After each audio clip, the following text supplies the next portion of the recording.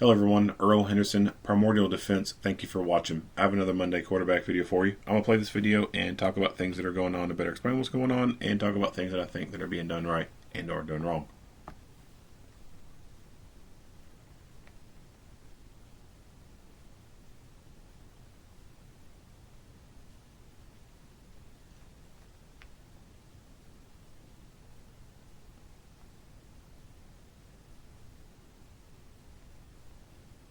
So domestic violence is a pretty dangerous thing for law enforcement to be going on to.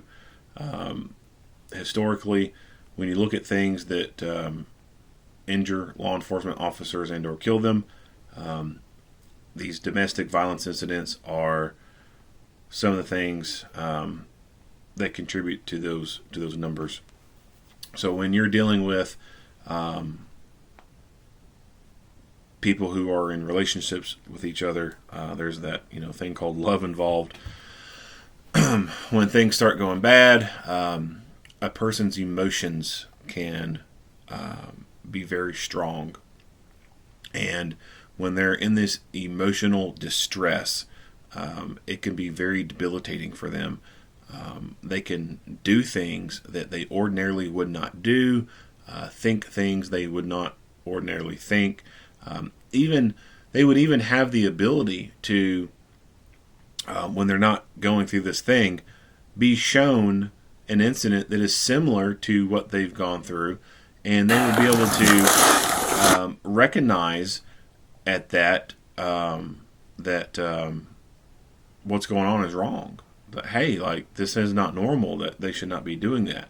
But when they themselves become involved in that situation, their ability to think with any logic or to reason goes out the window. Much like fear can rob a person of their ability to think clearly, to think logically and reasonably. So there have been times where law enforcement has responded to these kind of calls, and the husband has just beat the shit out of the wife. I mean, beat the fuck out of her. She looked like she'd been in a boxing match with fucking Mike Tyson. Police go to arrest the husband, and the wife, who he beat the shit out of, goes apeshit crazy and attacks police. Like, that is the type of emotional distress that can make a person, for lack of a better term, crazy, when it is involving people who are in a relationship with each other. So people are not always themselves when it comes to these incidents, and they can be very dangerous incidents for law enforcement to go on. Lots of cops have been injured and or killed responding to domestic violence calls. So these officers are going to this call, and they know that there's going to be gunplay involved. 911 said that, the domestic thing's going on, husband left, shots are fired. So they know going into this that dude has a gun. So what they've done is they formulated this plan where one officer is going to drive the patrol car up the driveway here, and the other is going to follow behind him. Not the greatest idea, in my opinion. I could see how what they're thinking leads them to believe that it's a good idea, but in reality it is not. If you know anything about gunfights involving vehicles, you know that vehicles fucking suck to be in a gunfight. They are bullet magnets, and you do not want to be in them or around them when the shit hits the fan. So this officer is going to be in this car driving down this roadway here, this driveway, with all his bright white lights on.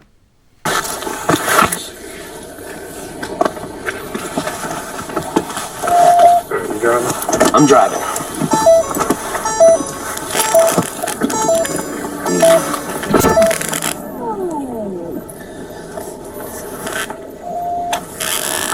Try not to shoot me, boys. Yep.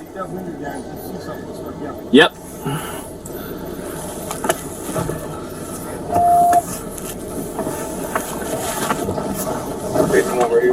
Go down the driveway. Definitely. All right, so he's starting down this driveway. He's activated his spotlights and his takedown lights. So most light bars nowadays have an option where you could turn on steady burn white light, and it basically act as kind of like an off-road lighting bar. You know, you ever see those little redneck trucks, and they got that big strip across the top.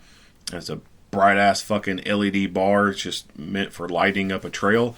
Well, the police light bars, which normally flash and everything, there's a setting that you can click on it, and it just turns it into one big white light, kind of like an off-road light. So he's activated that. I'm sure he's got his brights turned on. Probably got his spotlights turned on. There's 2 lights on each end of the light bar. They're called alley lights, and they shine bright lights out to the side. So he is going down this driveway with a lot of bright light turned on. So he is essentially driving a light bulb at this point. He is driving a beacon light at this point. The bad guy will know exactly where he's at. The bad guy will know exactly where the police are at this moment.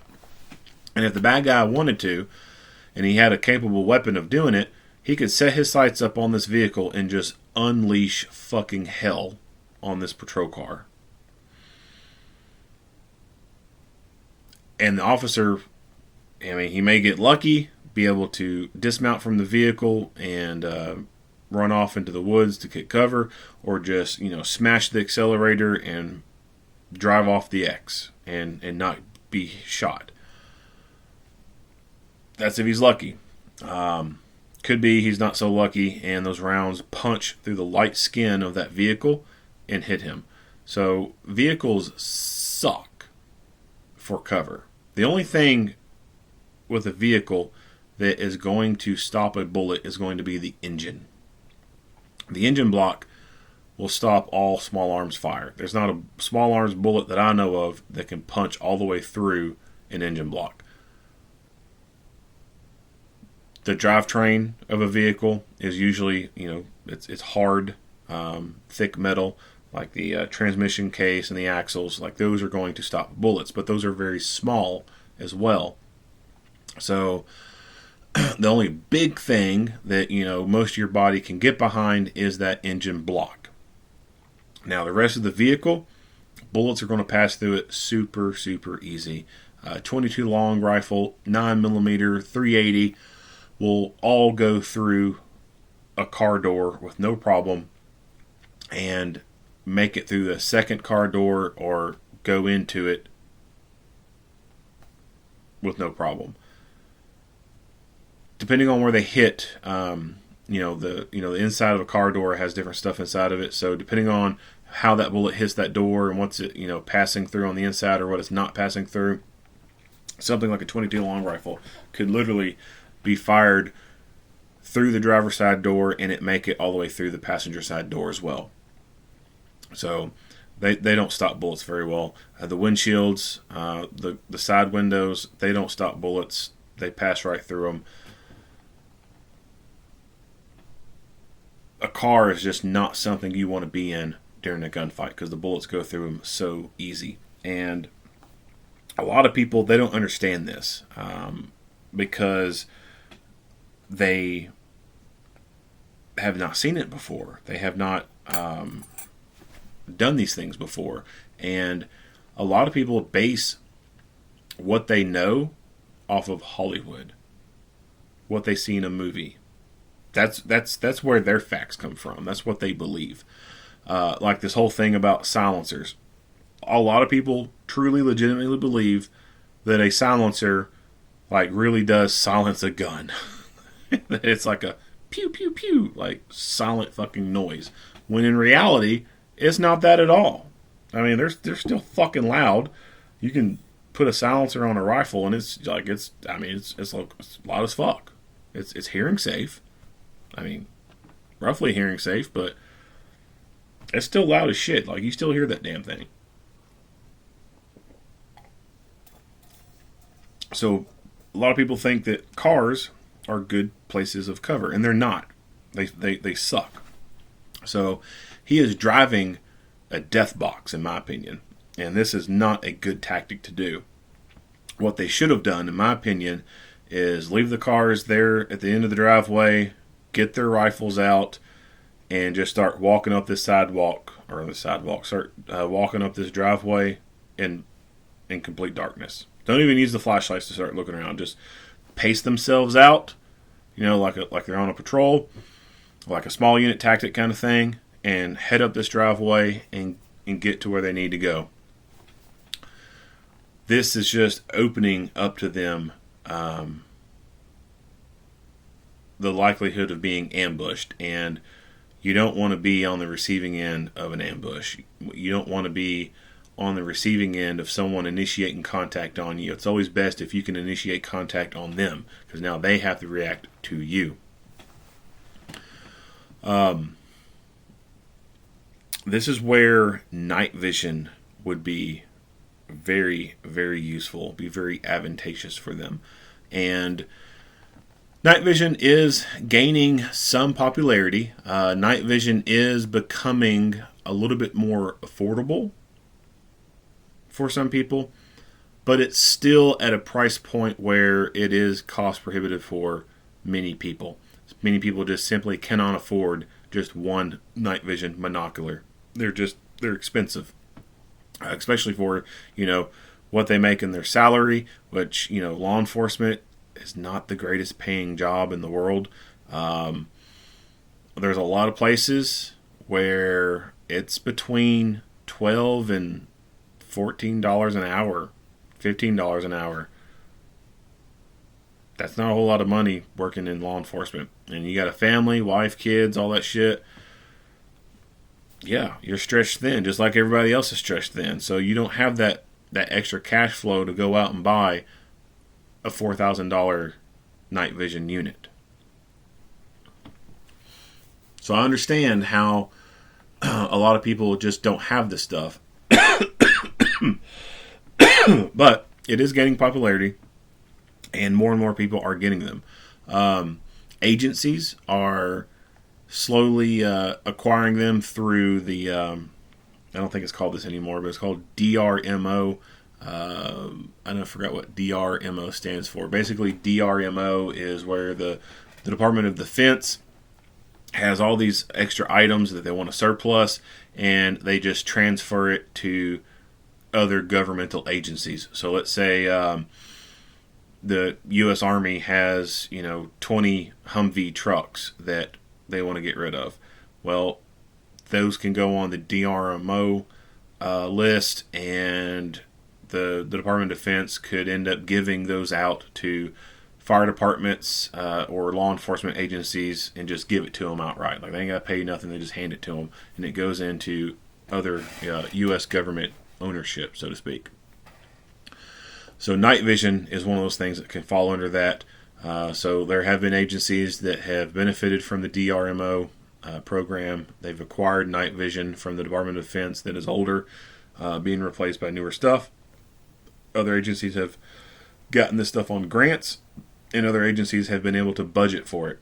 They just added it as a thing for the next fiscal year, and they worked on tweaking the budget, taking a little bit from here and there to be able to get this stuff. Now, when it comes to high dollar items like that, a lot of agencies will do these things like they do the pepper ball guns, like they do the 12 gauge less lethal and the 40 millimeter less lethal.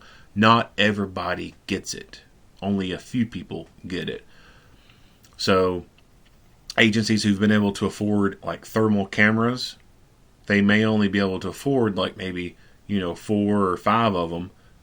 Well, those usually get handed out to the shift sergeants, and they'll be responsible for maintaining that equipment. And if the need for a thermal scope is needed at night because of a missing child or something like that, the shift sergeant has it. You just don't see a lot of times agencies out there giving each individual patrol officer a thermal camera or a night vision device. They just cannot afford to do that. So when it comes to the night vision, it's usually the SWAT teams that have the night vision. because they also will usually have the infrared lasers and illuminators on their rifles that can be used with the night vision. So, although this stuff does exist out there in the law enforcement world, it is somewhat limited to who gets to have it. There are law enforcement officers out there who've bought this stuff on their own and they use it at work. Kudos to them. Good job, guys. Taking that extra time and effort to one, spend your own money on stuff and make your community safer. Not a lot of people are into that, but for those that you are, keep on trucking. It does not go unnoticed. So night vision is a game changer. There's a reason why our country is known for owning the night. U.S., the United States owns the night. We've got the best night vision and we've got the best experience with it as well. So other countries have night vision capabilities, like Russia, yeah, they got night vision. Britain, they got night vision. Our allies, of course, will have night vision, but even our adversaries, they have night vision. China's got night vision, Russia's got night vision, etc. But it's not as good as ours. And even if they do have some stuff that is as good as ours, they just don't have the amount of hours with it and the experience with it that we do. So we've got really great devices, top of the edge technology. That gives us an advantage over, other countries and stuff. But that's just from a military aspect. When you come to domestic law enforcement purposes, it's super fucking great.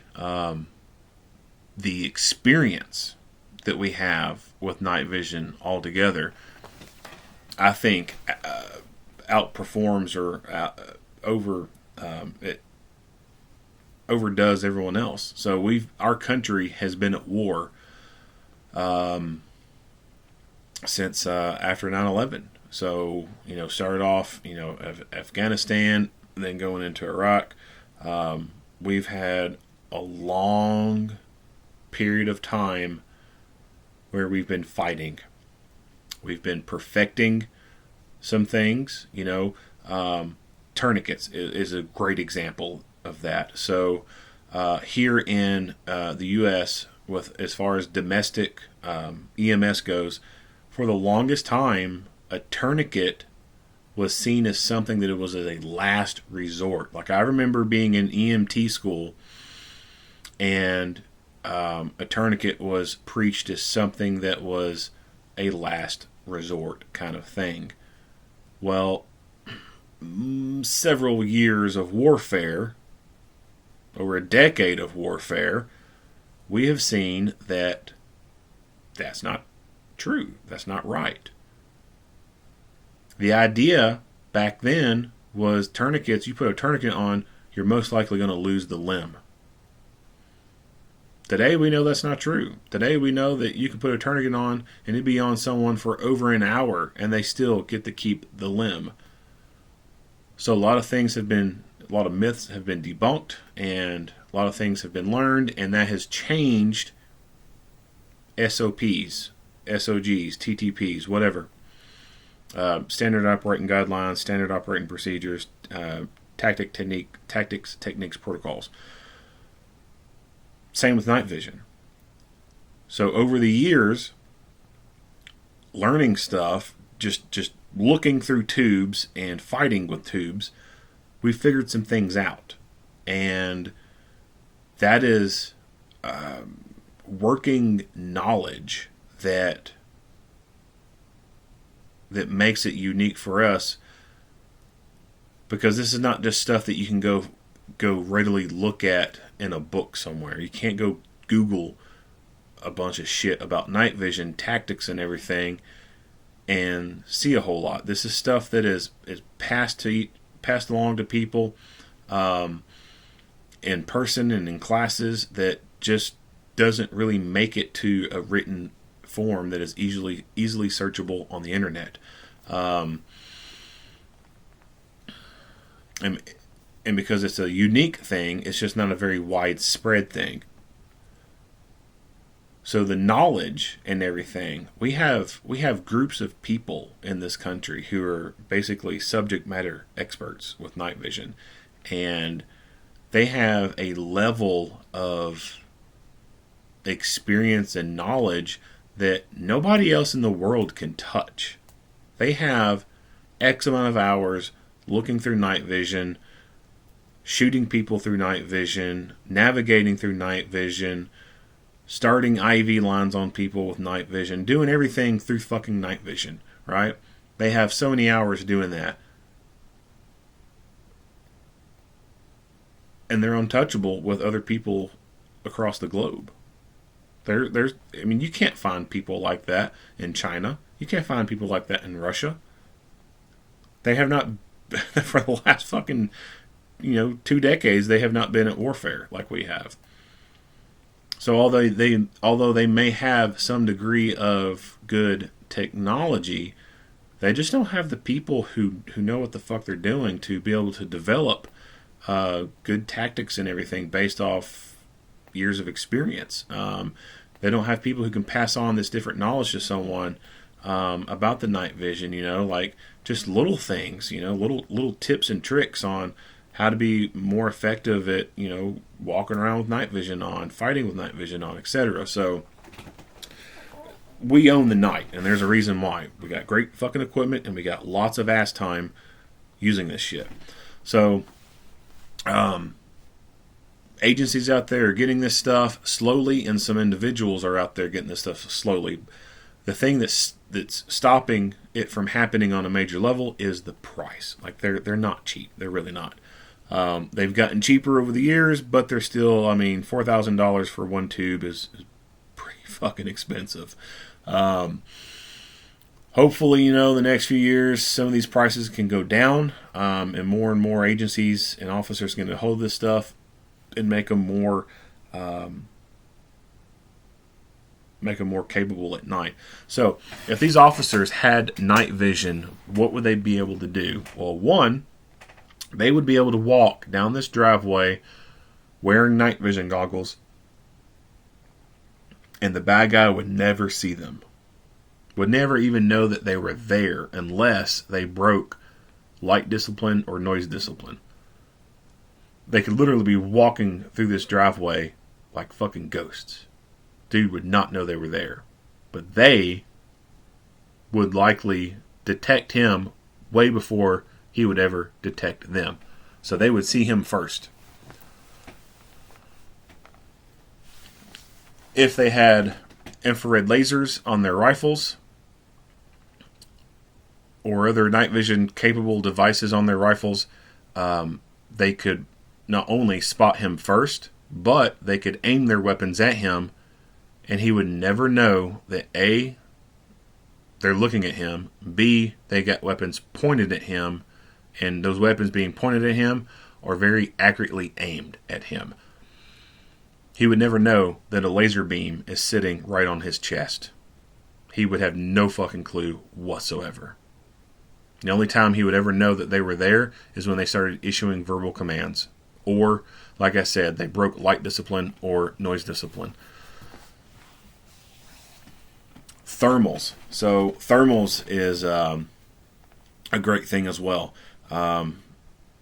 But those are way more expensive than night vision. So if people are having a hard time getting hold of night vision, they sure as hell aren't going to have an easy time getting hold of thermals. But a thermal device is a game changer. I mean, if you think night vision is a game changer, holy shit, wait till you get a fucking hold of thermal cameras. Like, those damn things are fucking amazing.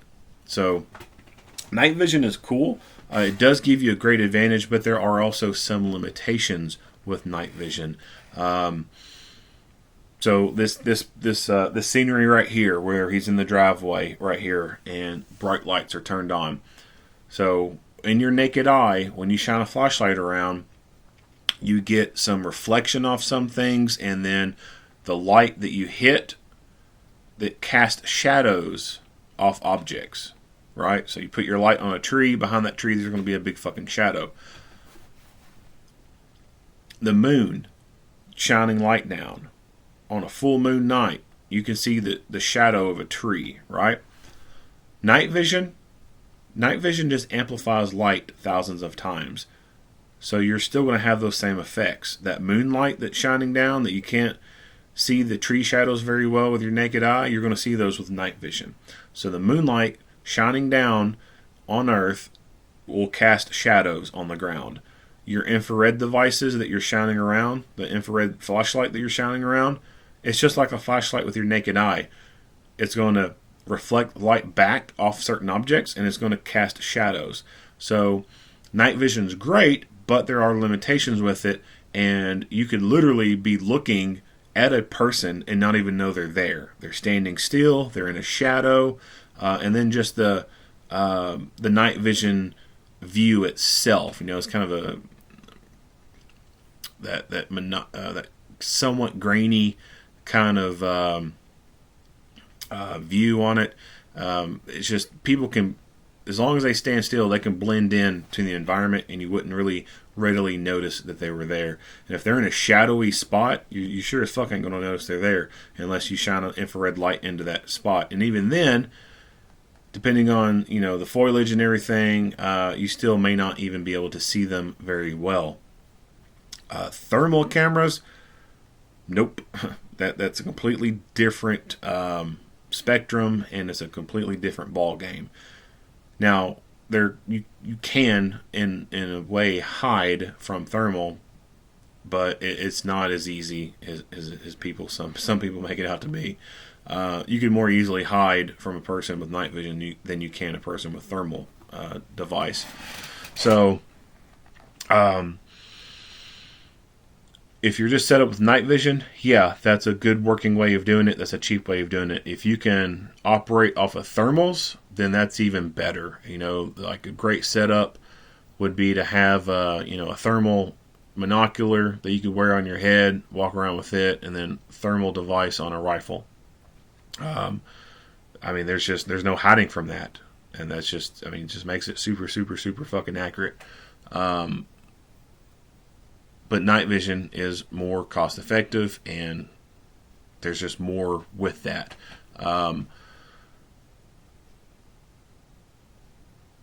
Thermals,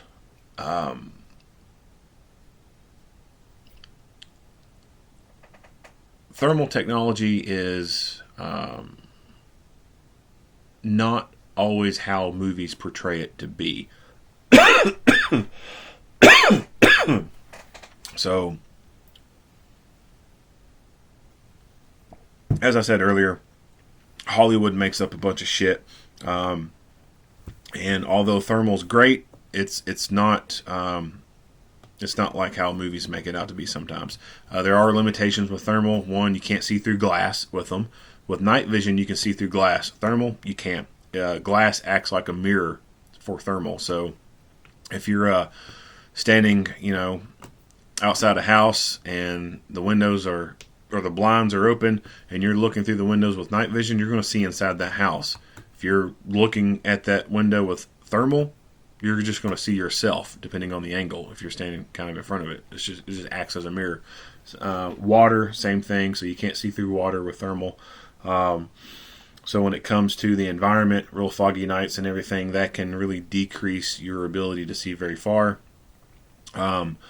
Certain kind of smoke, can be difficult to see through, but other smoke you can see through it more easily. Whereas night vision is just obscuring your ability to see completely. The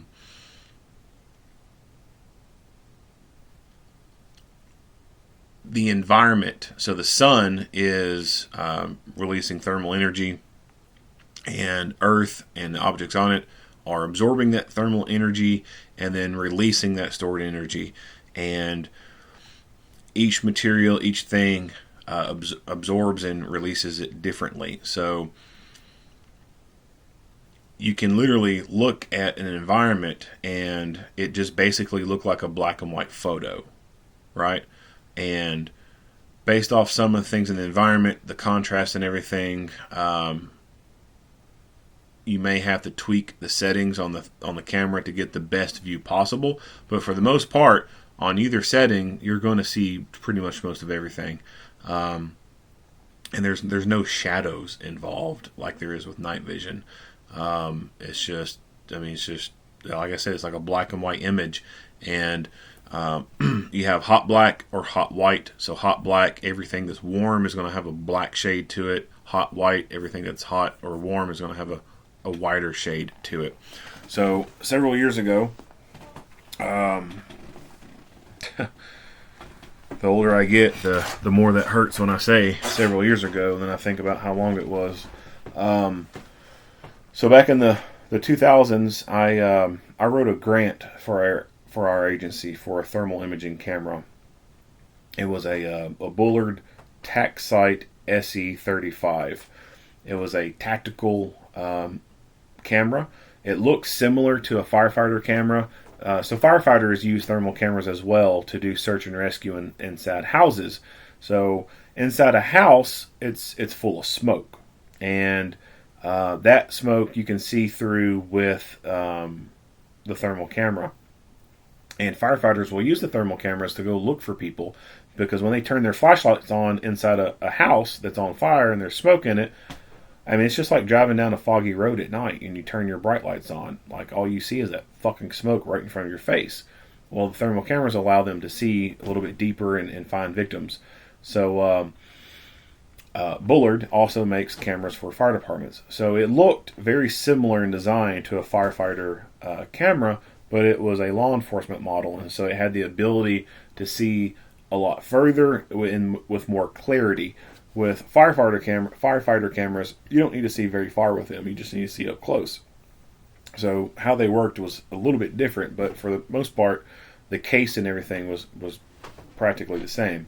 It came in a kit, so it came in a big hard case box, like a Pelican case. And inside, it had, of course, the charger for it. It had a little handle, like a pistol grip handle kind of thing to put on it. A transceiver on it so that you could transmit the image from it to another mobile handheld device. That way, like an incident commander or something could be looking at it and seeing what was going on. It had an attachment on there to plug in like AV cables, so that you could like hook up recording devices and everything to it. And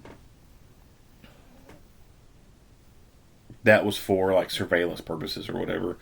And then, of course, this grant also came with the training with it as well. So the training came from LETA, Law Enforcement Thermographer Association, I think it's called. They put us up in a big old hotel up in Chicago. It was it's like the Palmer Hilton or something like that. I mean, it was a nice fucking place. It's kind of like, looking back at it, it's kind of sad to think that my tax dollars went to putting a bunch of people up in this nice like 5-star hotel when they could have been put in somewhere else. I mean, this place was it was fucking nice. Our breakfast was a buffet style, and the servers, they're wearing like butler kind of uniforms, and I remember at the end of the serving line, they're standing there with the drinks, and they got the little butler kind of uniforms on, and they got these little towels draped over their arms, and they ask if you wanted orange juice or apple juice or coffee or whatever, and they take it, and they would do like you would see on a butler on a movie. They'd take that pitcher and hold it over their arm, and they pour the drink into your cup. Very over the top kind of shit. But anyway, the training was pretty decent training. It was mostly geared towards drugs, finding clandestine grow labs. So there's a very long, boring block of instruction on how to find clandestine grow labs, open field doctrine and law, and searching, Fourth Amendment bullshit. Big block on that, and the rest of it was how you could use it to search for other kinds of evidence. You could find clandestine graves with thermal cameras. So, like I was saying, materials absorb and release the thermal energy a little bit different, and so the soil, the ground, the soil at the top is a little bit different than the soil that is a few feet below. So if you dig a hole and then you put that dirt back in, that dirt's not going back in the same way that it was when it came out. So you can actually find a clandestine grave using night vision because the dirt looks different than the rest of the dirt around on the ground. So it, we talked about that stuff and then using it to find people and everything. And we went out and did some practicals, which this was in Chicago, so it's kind of an urban environment. It was more or less just playing with the cameras. Didn't really get to grasp its ability very well within the more urban area. I mean, it was pretty cool walking around, looking at cars and, switching between the different settings and looking at the tires and the engines and, people and everything. But it wasn't until we got back and was doing a field exercise, and one of the other instructors, I told him I did not want to know exactly where he was going to be at in the field, because I was wanting to test the camera out, see how well it would perform out in the woods. And so I had no clue where this other guy was going to be at, other than he's going to be within the training environment, which is like, I don't know how big this place was. I mean, it was a very large area. Maybe, I couldn't even begin to guess the acreage. I mean, it was a pretty large area. And he gets a head start, and he's out there. And then we start off, and we drive down into the initial area, and we stop at the top of the hill, and we're looking down into this big, I wouldn't necessarily call it a valley, but kind of like it's just a big open area that was kind of more downhill. And this area had a long time ago been an amusement park kind of place, and it was like an outdoor amusement, which, I mean, all amusement parks are outdoor, but this was it was set up like a village kind of thing. But all that stuff had been torn down, but some of the foundations remained, the road remained, and then Fish and Wildlife had actually erected a couple of bat habitats nearby for bats to live in, and a bunch of woods everywhere. So we're at the top of the hill, and I get the thermal camera out, and I start scanning from left to right. Start scanning from the left, go to the right, and I would say within 10 seconds, I spotted him. His head was poking just slightly, halfway poking up over a foundation for where a building used to be at. So he had heard us come over the hill in the gator, so he knew we were there, right? So he was looking up to see where we were at, but and that's how I spot him. If he had stayed behind that foundation, that incline or whatever, I wouldn't have noticed him at that point. But he had just half of his head sticking up past that, and he was probably at 100 yards, maybe, roughly 100 yards, maybe even a little bit more.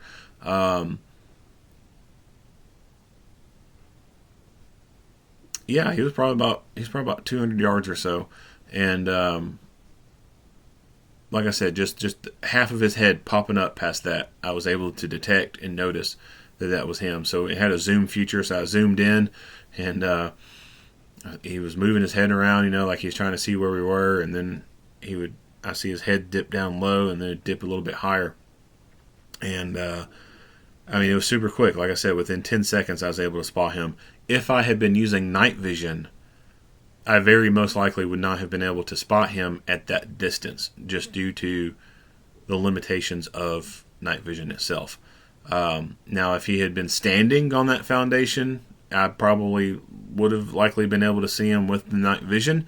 But even then, standing still, it may have been still slightly difficult, and depending on, the moon and the, trees and shadows and stuff casting in that area, it still could be difficult to see him. But with the thermal, I mean, it was clear as day. I mean, there was no mistaking half of a human head sticking up past this foundation, looking at us.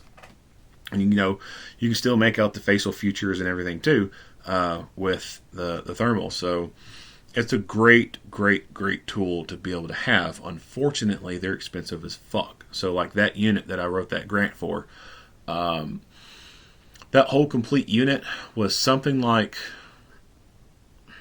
it was between like $25,000 and $35,000 unit or something like that. I mean, it was super expensive, but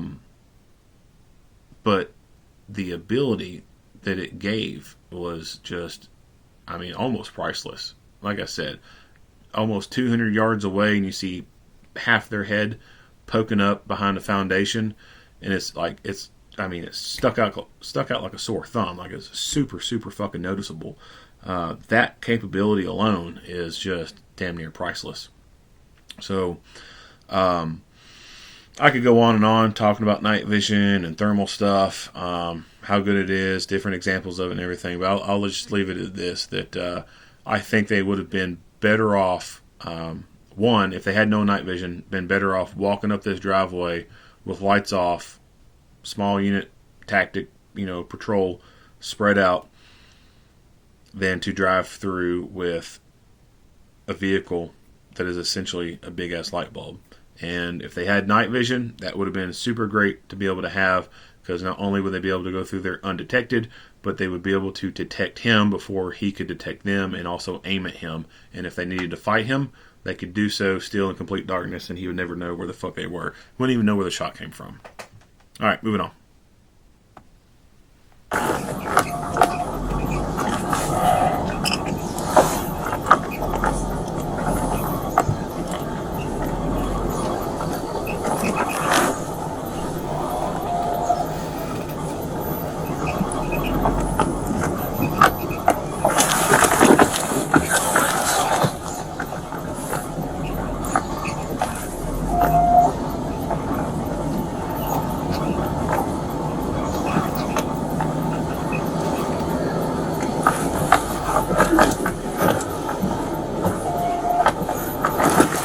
You with me?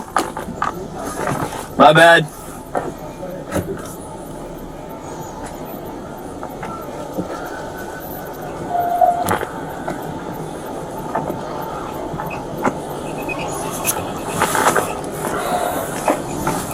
Cars on the line, Saint Black, on the Honda sedan, going southbound, area Slander. That was gunfire. Shots left. Shots fired.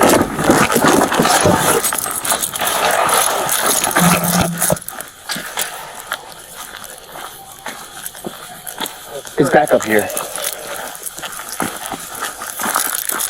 I'm looking for Sam Black. I like the car, cool. Gotta move toward it.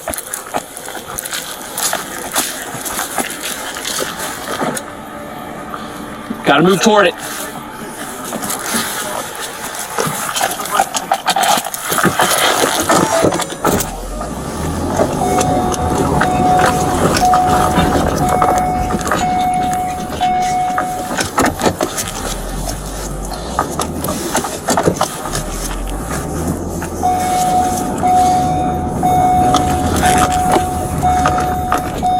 Take this way? Right behind us, right by our cars. He's going around us while we're playing.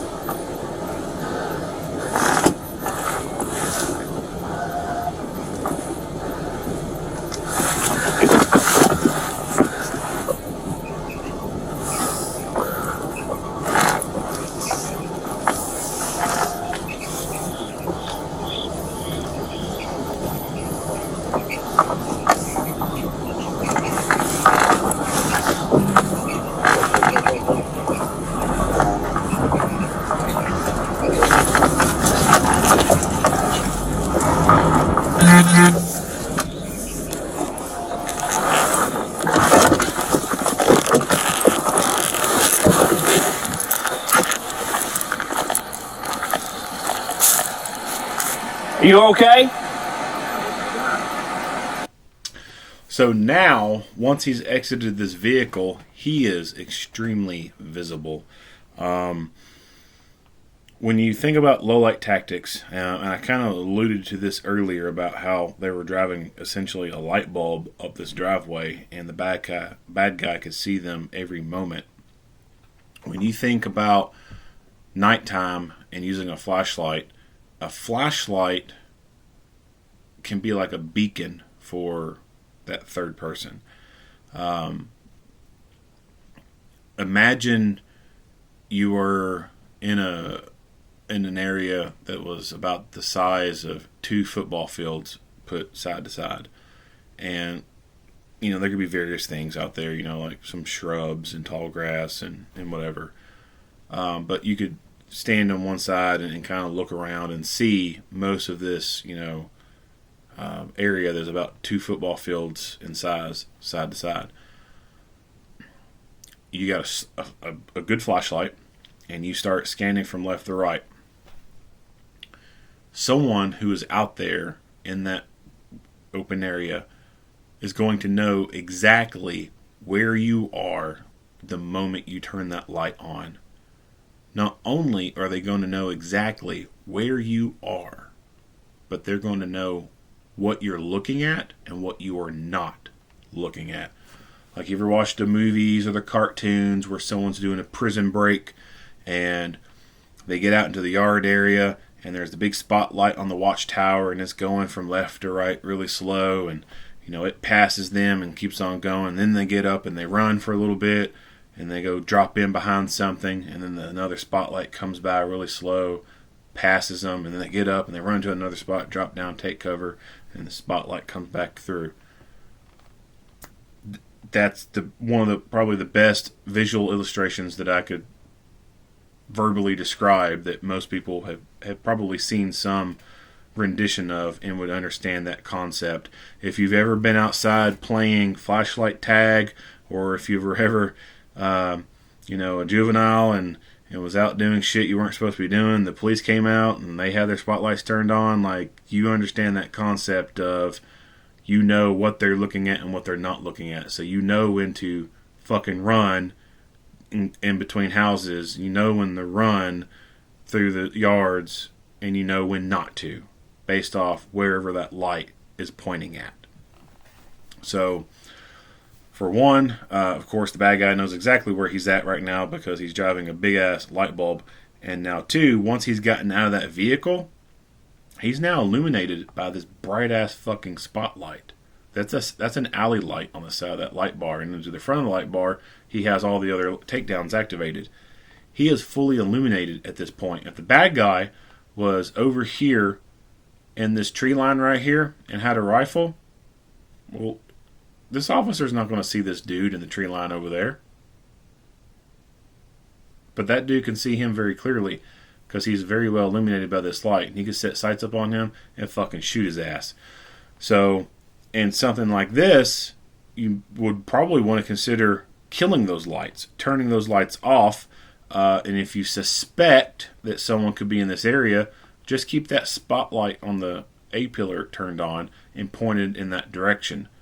Turn the running lights off, the headlights, the running lights, and that big-ass light bar appear off. Just turn one light on, point it in one direction where you think someone might be, and when they look towards you, that's all they're going to see is that fucking light. And you can stand behind that light and become invisible to them. But that is if you suspect where they are or know where they are. Of course, if they're in the other direction and behind you, they could still in some way see you. And depending on angles and everything, they could still even put their sights on you. So when it comes to low light and using white light, you have to be careful because your light can be used against you and can get you killed.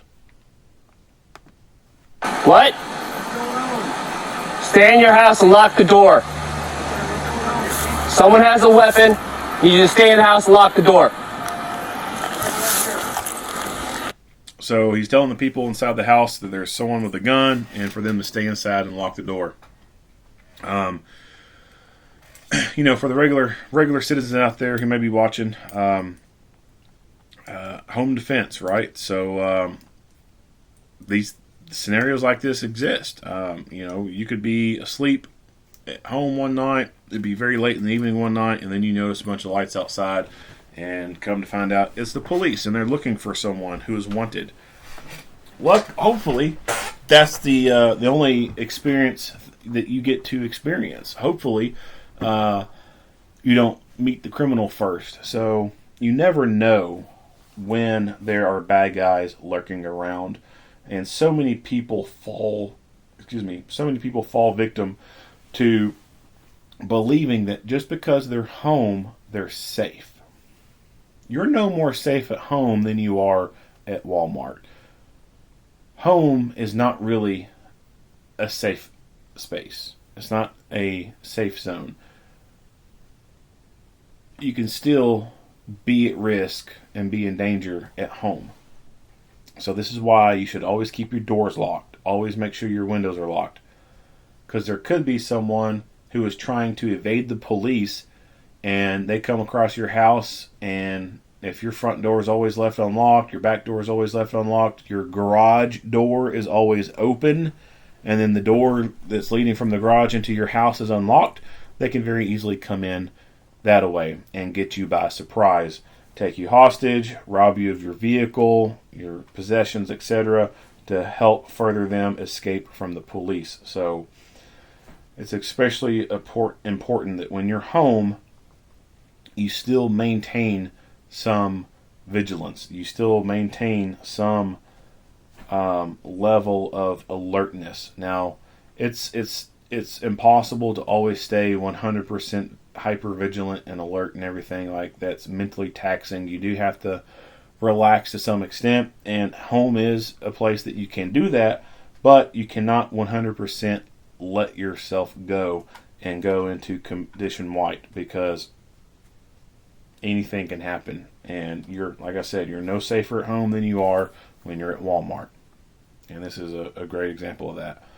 So this person was unknowing about a dude walking around with a gun that could be in the area.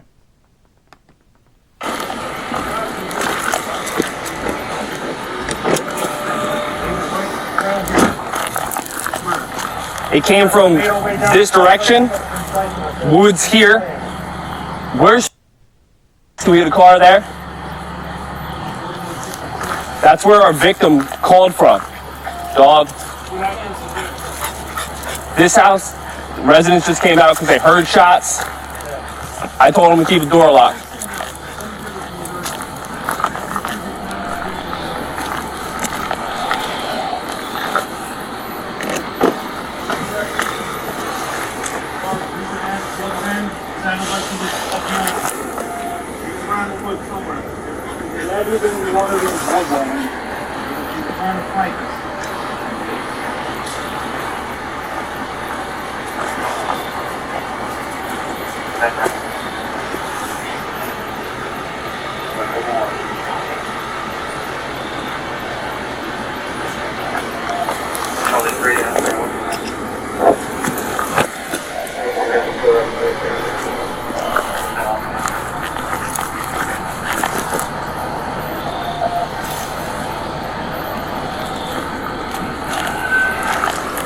Don't like this one.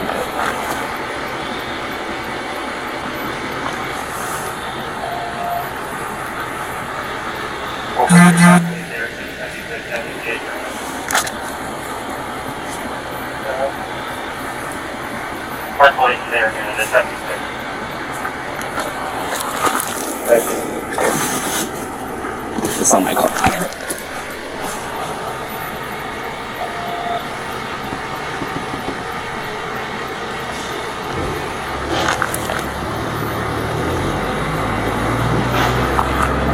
Those shots?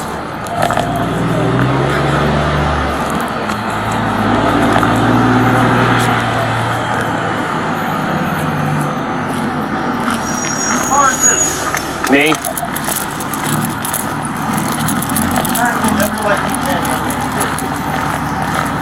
Listen, I'm less likely to light ourselves up. 5, 6 shots back in this direction. Does he have a cell phone with him? Unknown. We haven't made contact with anyone at the house. Is this the house?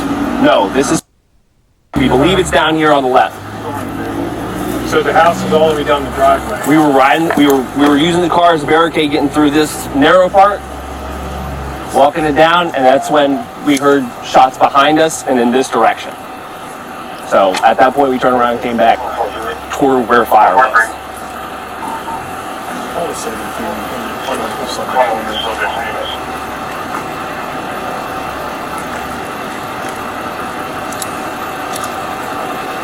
You down behind me, dude. You stand out there. We have a subject name of Anthony Hopkins, and there's the son of Anthony Hopkins Jr. So Anthony Hopkins is his name? Yes. What's his description? Heavy set black male. Heavy set black male? Hey. Stay in the car with the shield. You can go down that way. Start going, use my vehicle first and see if we can go from any cover to cover down there and see if we can just like hold a perimeter down there, see if anybody's coming on the road or anything if he tries to pop out down that way. So house here, I just had contact with someone who heard the noise and came out to see what it was. They said they're okay. I told them lock the door, stay inside. House in the back had no contact with them. And then our 17 house is back here, I believe, but we haven't gotten down the driveway far enough to see it. So, what's the next driveway that way? Shot came from this direction. Hey, Devers. Shot came from that direction. I just saw it on the top of my car.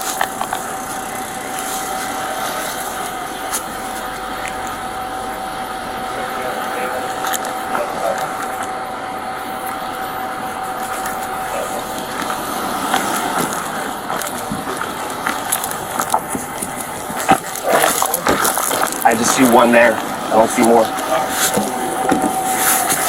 Hey, Devers, Dean, get over behind the vehicle or something.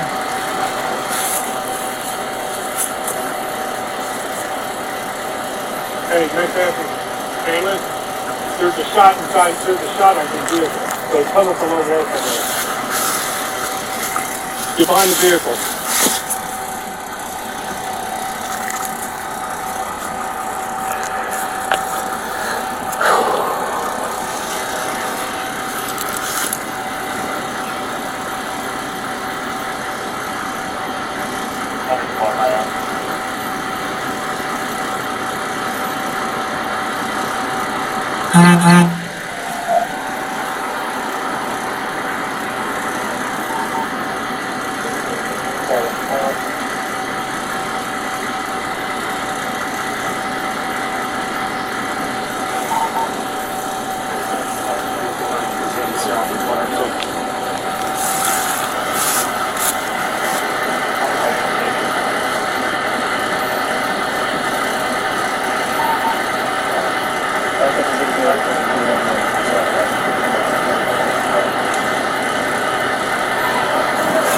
Hey, get the shield over this way. Hey, contact here. Drop the weapon! Drop the weapon or we shot! Drop it now! Drop that weapon right now! Drop the weapon! Drop the weapon! Drop the weapon! Drop the weapon now! Drop the weapon! Stay on the ground! It's out of his hands. Move up on with the weapon. Shield here, Hanlon. Hanlon, hold. Drop the weapon! Drop the weapon! Drop the weapon now! Drop the weapon! Stay on the ground! It's out of his hands. Move up on with the weapon.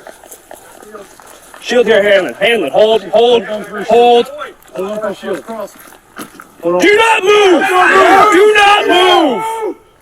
Stay down! It's your hands! Get your hands! Hands up on your back of your head! Hands on the back of your head! Go your head! I got the weapon. I got the weapon. Hey, someone come on my left.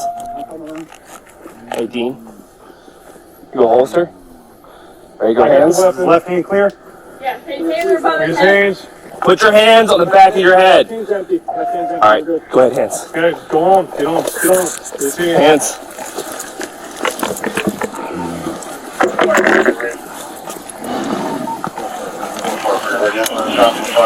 You guys doing okay?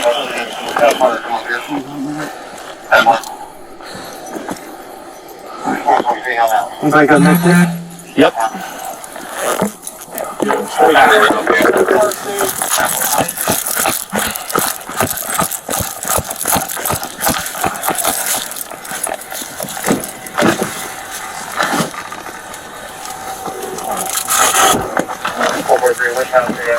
All right, so back that up real quick.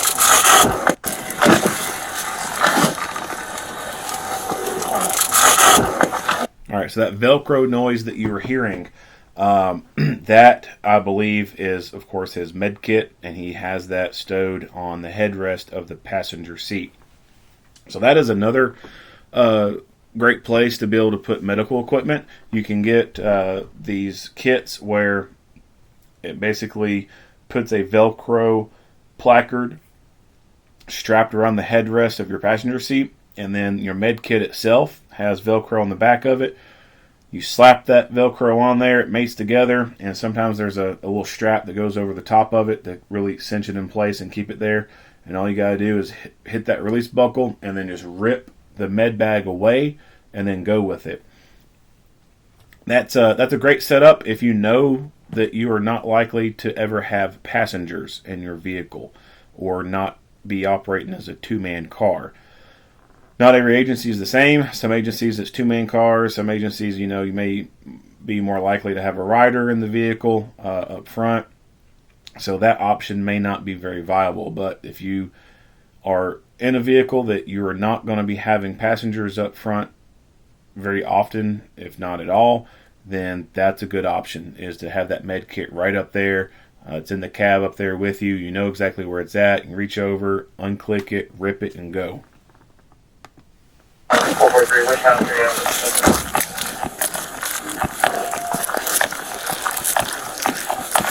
Hey, cut his clothes off. Fire's gonna want him naked. Start cutting them off. Find the shots. Fire going. Keep going. We need something. Cut them off. Now, they have other people there holding flashlights, but let's say it was just him and another person, or just him, and he's having to provide medical care to someone by himself, or it's just two people.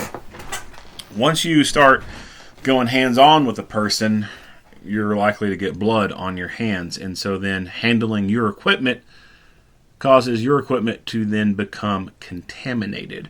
So I think that keeping a headlamp in your med kit is a great idea. You break that med kit open, boom, you got a headlamp right there. Take that headlamp, put it on, click it on, put your gloves on. You are now able to operate hands-free. You're not having to hold a flashlight in one hand and try and do stuff with it. You're not having to put a flashlight in your neck and have your shoulder pressed up against your cheek and holding it really weird. You're not trying to put this flashlight in your mouth and hold it with your teeth.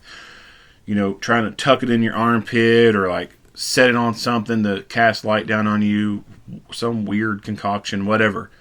A simple headlamp in there will do a lot of good for you at nighttime when you're trying to provide aid to someone and there's not a lot of artificial light overhead. There's no street lights, there's no, city lights or whatever. It's just you're in a field, you're in a country road, it's dark as fuck. That headlamp is going to be a game changer for you. So headlamps are relatively inexpensive. The more pricey upgrade that I would recommend that you do with your headlamp is buy lithium batteries to keep in it. Don't put regular cheap ass batteries in there. Buy the more expensive lithium batteries. They're going to be less likely to sweat inside of it, so you're not going to have the corrosion that goes on in it, most likely. And lithium lasts a lot longer than regular batteries. If you go today and you buy a pack of regular batteries and you buy a pack of lithium batteries, You put them on the shelf. At home, 10 years later, if you never use those things, but you need to go use them, those lithium batteries are still going to maintain about a 70% charge, basically. Those regular batteries are going to be dead. Like, they're not going to be worth a shit. They're not going to do anything for you at all. In cold weather, so this stuff is going to be staying in your vehicle. In cold weather, lithium batteries perform a lot better than regular batteries. So you can buy whatever cheap headlamp you want, but just put good batteries in them, and it'll be the best investment that you'll ever have for a med kit to be able to use it at nighttime. You could also, depending on your trauma kit and everything, you'd also have glow sticks in there. I would recommend like the white glow sticks. That could be some extra lighting for you. The yellow glow sticks, could be pretty useful too, to keep in a med kit, just to keep inside the bag illuminated, or to set off to the side and provide a little bit more illumination. But a good headlamp with lithium batteries is the way to go. So get one of those and put them in your med kit. You got shot there. No. Multiple shots. Extremities. Who shot? Hey. Okay. Who shot a gun? So look at his gloves there. Off.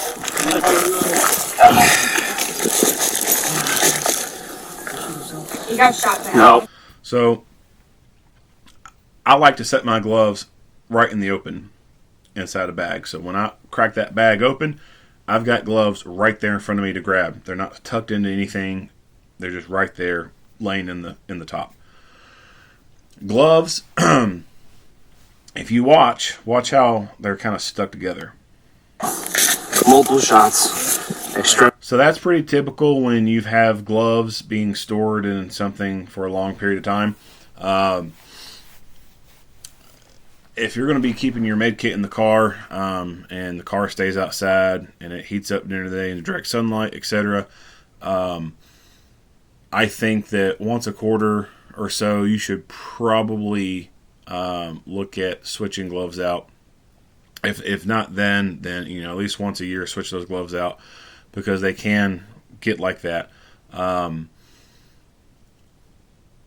When they get like that and you don't have properly sized gloves, that can increase the chances of you ripping those gloves trying to put them on. So I recommend that you get a pair of gloves that are just slightly bigger than your normal size, that would fit like a glove, so to speak. So if your hand size fits a large and it's snug, it fits like a glove, right? That, in my opinion, is too small. You need to go to an XL glove. It needs to be a little bit loose. That way, when you do get blood on these gloves and you go to try and take them off, you're not fighting a snug glove trying to get it off. Because when you go down there and you pinch the cuff of that glove and you're pulling on it, pulling outwards, and then trying to pull down to get it off, and you've got blood on you, it can be very slippery. And when you pull that glove away, that elastic material, and then it loses grip and it snaps back, if there's blood on that, just that snapping motion can cause blood to splatter. So you could be getting blood in your mouth, your eyes, in a cut, whatever. So I recommend getting a glove size that is one size bigger. That way it makes getting it off a lot easier. And when they get kind of, what's the word I'm looking for? When they get like that, where they're kind of stiffish, kind of like, I can't think of the word.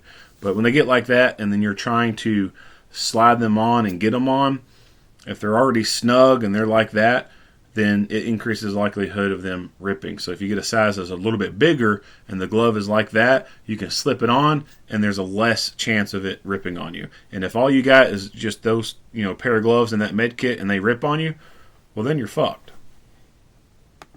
Hey. Okay. Who shot a gun?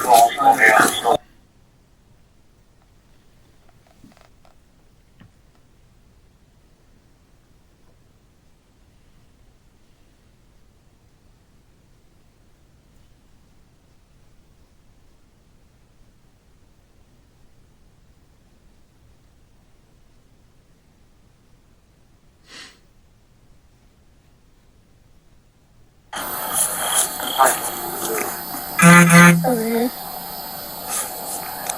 a black vehicle that was heading south at fire set. I didn't see a vehicle. No. Hey! What's he wearing? Back up a little bit and go down there and stop traffic. We'll come off this There's a way. guy right there. There is? Yeah. Hey! Come out! Okay, let's go back.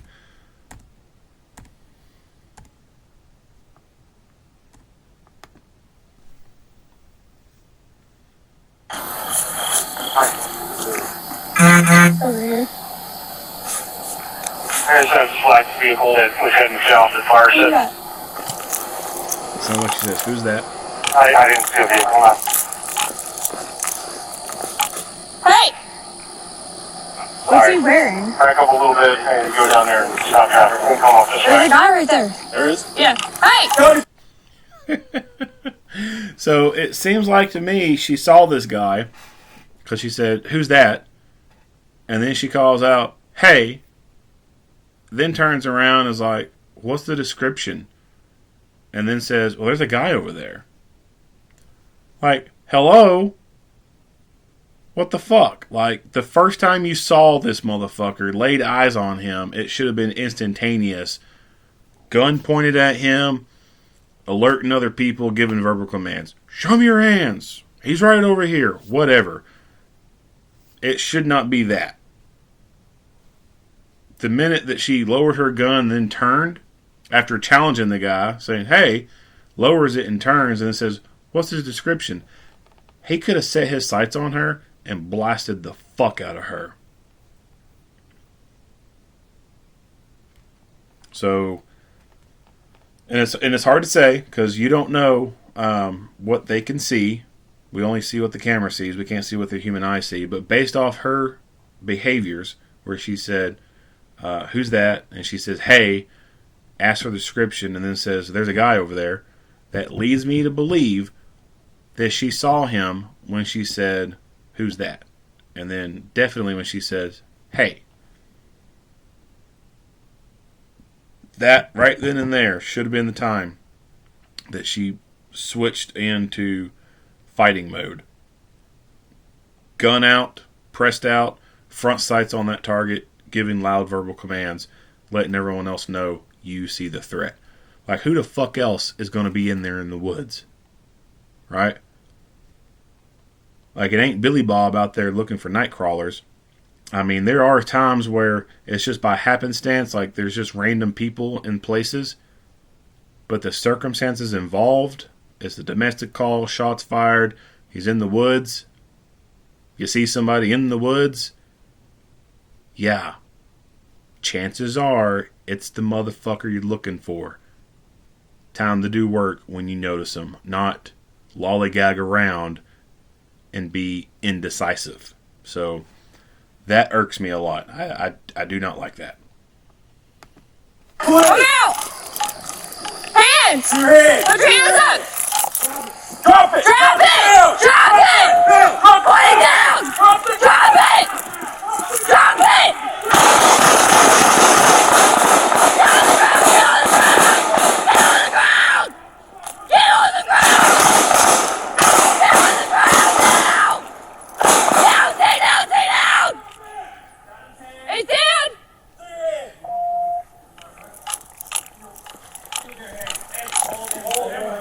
Goddamn. Like a fucking zombie. Drop it! Drop it! Put it down! Drop it!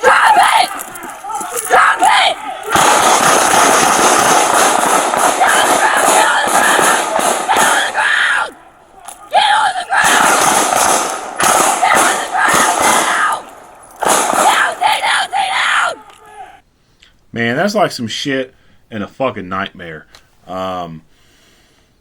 Now I've had fucking nightmares before where, shooting at the bad guy, fired multiple times and they don't go down. Like, this is shit from a fucking nightmare. It really is. Like, they fired a fuck ton of rounds in that first volley of fire and he's still walking around. So, This right here, perfect illustration of what I usually gripe about in these videos when I talk about rifle versus pistol. To my knowledge, based off the footage I've seen, which this one I've watched before, it does not appear to me that anybody has a rifle. It appears to me that everyone is utilizing a pistol. Now, out of all those rounds being fired, not every single one hit him. You're about to see some footage here in a little bit. 2 officers firing. The one that had the shield, you'll see a different angle from where they're at. The distance they're at, I would not be surprised that of all the rounds they fired, one of them only hit him once, maybe twice. I mean, I just don't think it's very likely that those 2 ended up hitting him at all. Her, out of all the rounds she fired, I mean, I can guarantee you that every single round she fired did not hit him. She missed some. How much she missed, I don't know. But I know, based off studying these events, that there are misses in gunfights, especially involving pistols. Like, there's going to be some missed rounds.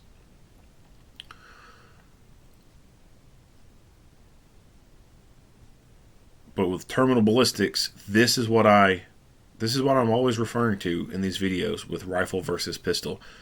So out of all the rounds they fired, and of all the rounds that actually made contact, which that total number I don't know, out of all those rounds that did make contact, he did not become immediately incapacitated.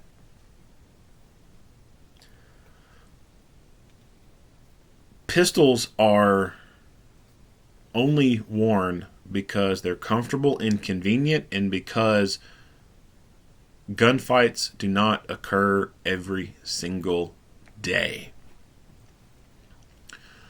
The majority of law enforcement in this nation never has to shoot anyone. There are not shootings going on all the time.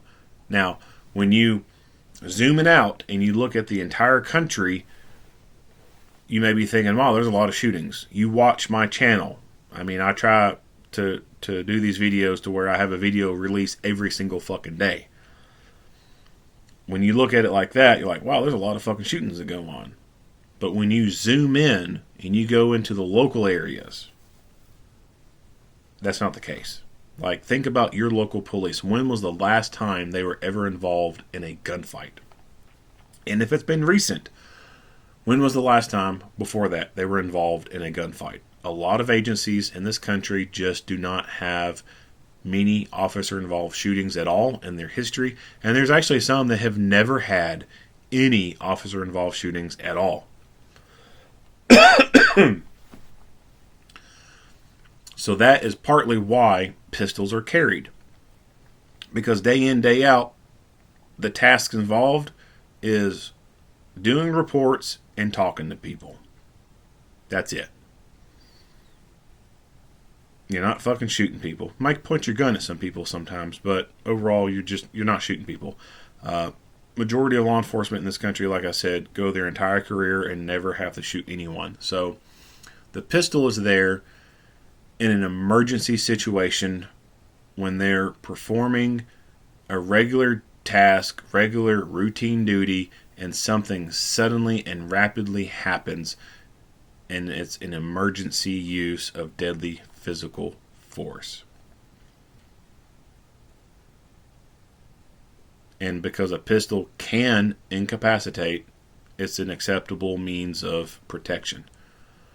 Now, when you compare it to a rifle, man, that's night and day. Night and day. A rifle outperforms a pistol all the time. They're more accurate because they have a longer barrel and you have more points of contact. Their terminal ballistics are fucking devastating.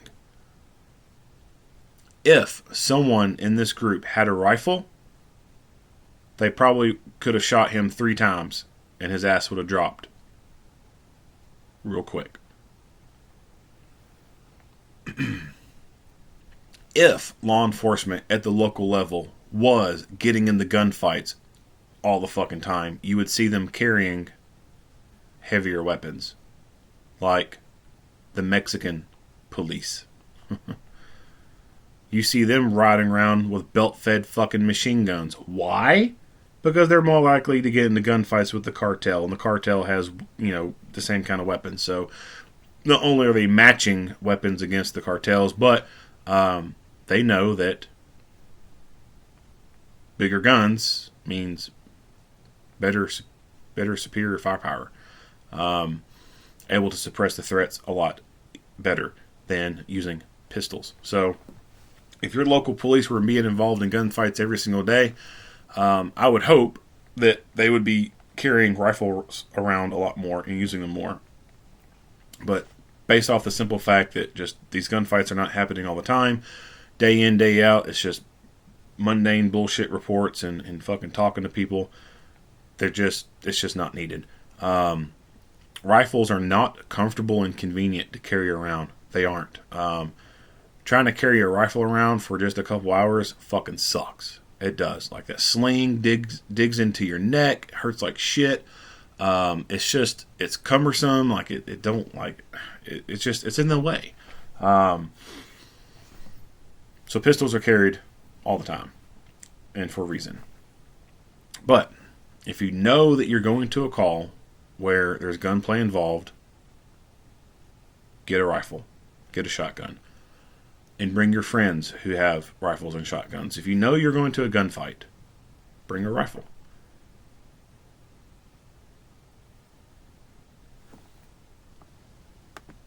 Hey, Dad!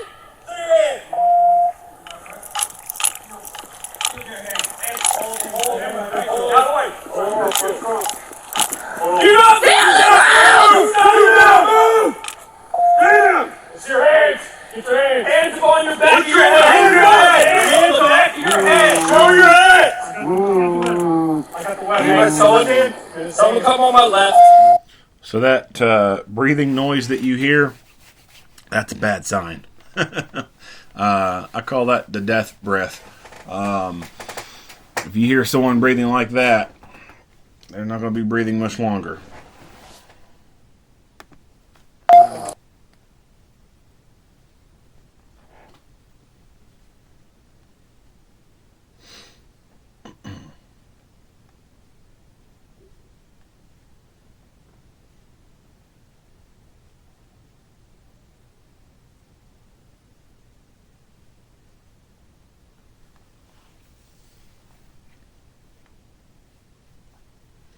Now, I will say this is also a good illustration on why you should have a weapon-mounted light.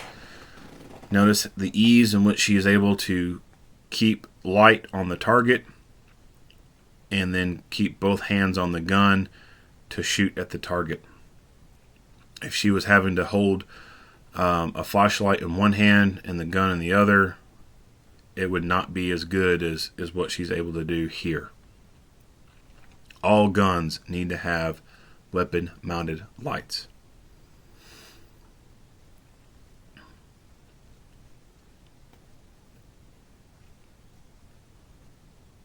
So you could tell that he was being shot at the beginning. So he comes out, points it, boom. You see him kind of flinch, grimace. You can tell he's being hit. But the rounds are not incapacitating him. They're not hitting those critical areas. They're not dumping that much kinetic energy into him. Until he got hit that time. And then, boom, finally, either at this point he lost enough blood pressure to go down, or something critical got hit and it was more instantaneous for him to go down. If like I said, if someone had a rifle there, probably would have been a few rounds and his ass would have been on the ground really quick.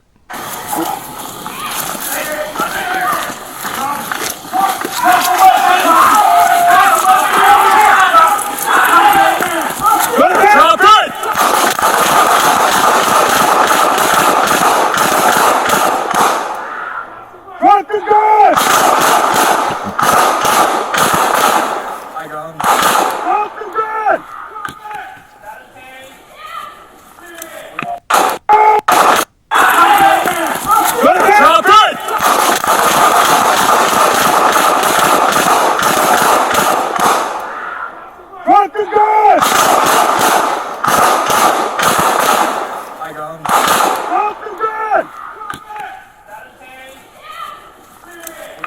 So I don't think these two guys probably had many hits or any hits at all on this guy.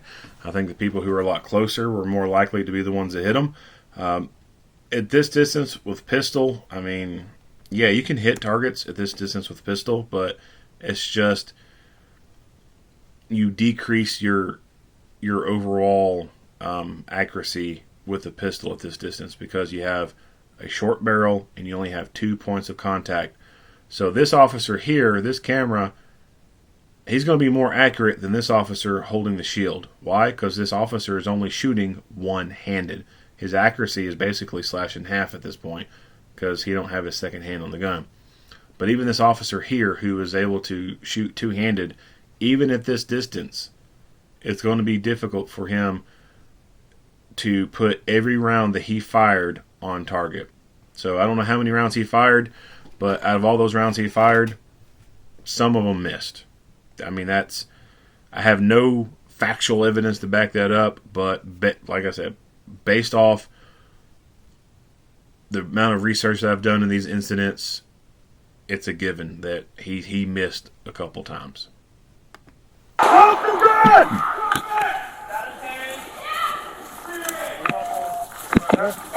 shield.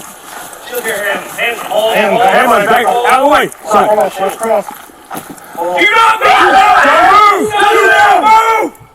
Stay down! It's your hands. Get your hands. And so this is I've talked about this before. Shields being kind of slightly useless. So officer over here has a shield. He's got a shield. These other officers do not have shields. Do not move! Do not move! Stay down! It's your hands. So even as these two shields approach, all these other people are uncovered by the shield. And they're off to the side. That woman, she comes this way, uncovered by the shield. So what's the point in these guys having the shields? I really don't see the point in it. I think shields I think they have a place in certain scenarios, but overall, I think they're mostly a waste of space. I don't think that they're utilized properly when they are being utilized, and you just so often, many times, see one person at the front of a group who has a shield. He's covered, he's great, but everyone else is in like a wing formation, and they're stepping out from behind the protection of that shield, and they're no longer covered. There are some people, because they do this wing formation, they're just completely exposed. They're way off to the side, and it's just that one person holding the shield. And it just makes no sense to me whatsoever. Hands on your back of your head. Hands on the back of your head. Show your hands.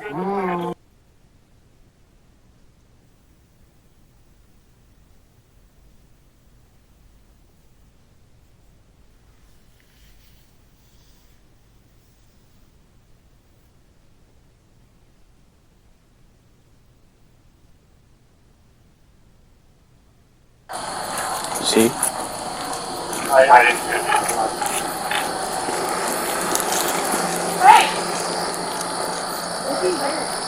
No, they said no description on that. But I know.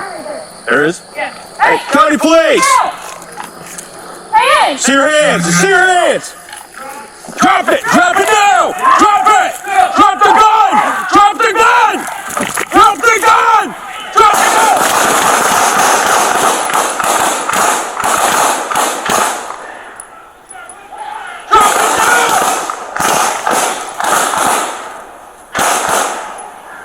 Drop it!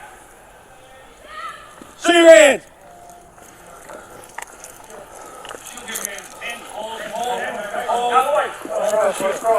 Alright, back this up.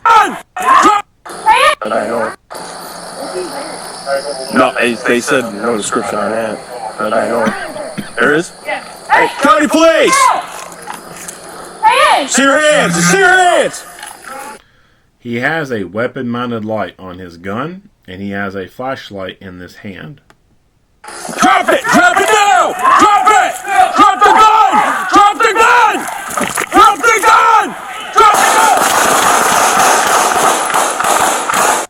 so now in this gunfight, instead of him using this flashlight to illuminate the target, he's illuminating his dick. So I guess in this gunfight, his dick being visible is more important. I see this so many times. Using your flashlight to search is and can be a better idea than using your gun light to search. Some cases it's better to do that. Other cases I think it is acceptable to use the gun light to do your searching. But he's been using that utility light to be searching around with. Now gunfight happens and he does not transition over to using just his weapon-mounted light.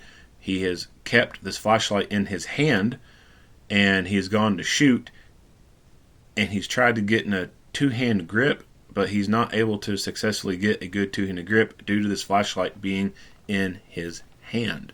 So that is causing a disconnect for the two-hand grip. So he is essentially, at this point, practically shooting one-handed because he's not getting a good two-handed grip on this pistol. The light that's coming from his flashlight is not pointed where it needs to be. It's not at the target. Instead, it's pointing at his dick.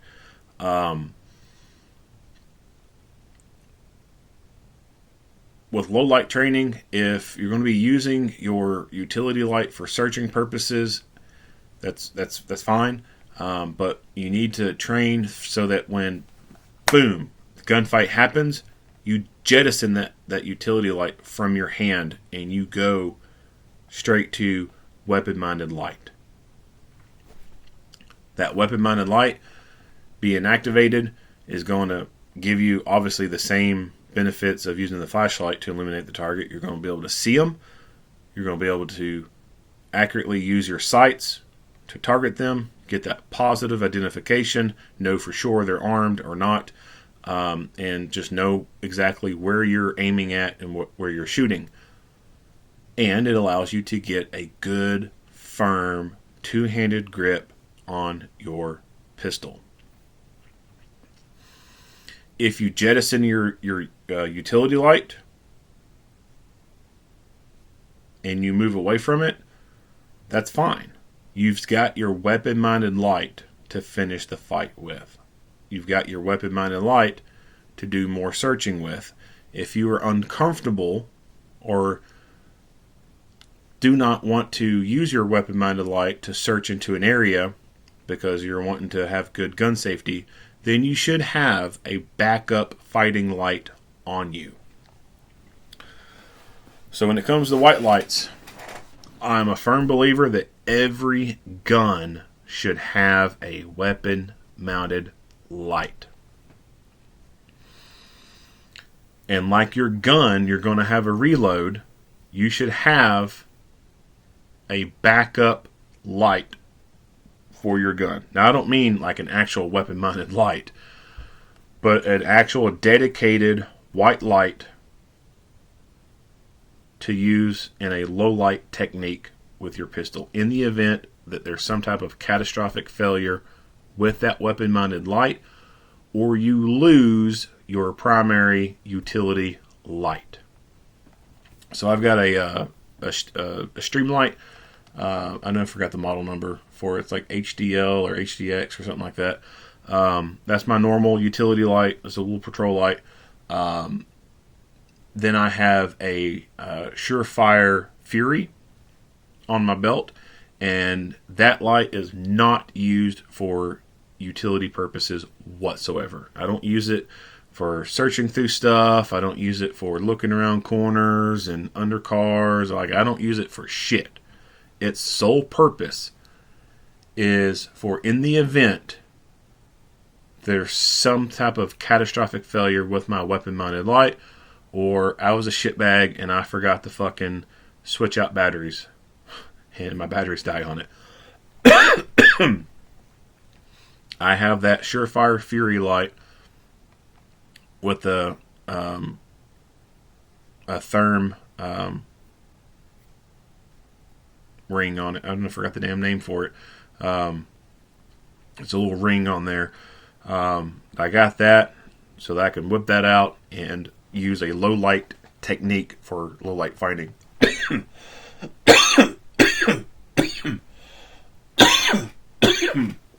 Excuse me, I've had a case of the coughs the last few days. So,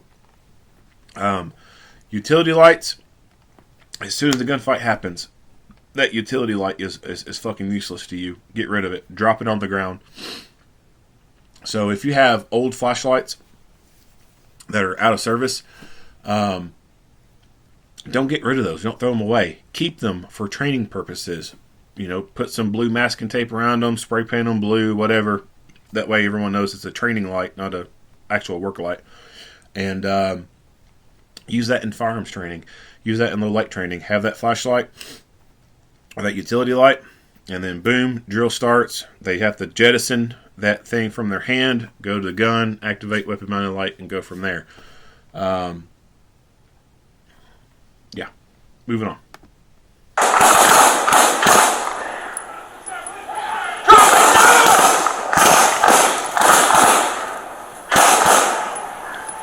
So I like how he has moved to cover, right? So he has moved back. He is trying to use some of the vehicle to his advantage so that if this guy starts shooting, he is behind some form of cover. Now, like I've always said, cars suck for cover, but you can still utilize them to some extent. They're just not the best thing to be behind. And he has gone up here towards the engine block area. The engine block area is the better place to be around a vehicle because that engine block is going to stop rounds pretty effectively. So he's moved up to this way, and he's utilizing this vehicle as cover while shooting and then trying to stick in behind it. So I like how he's trying to use cover. Drop it! See your hands!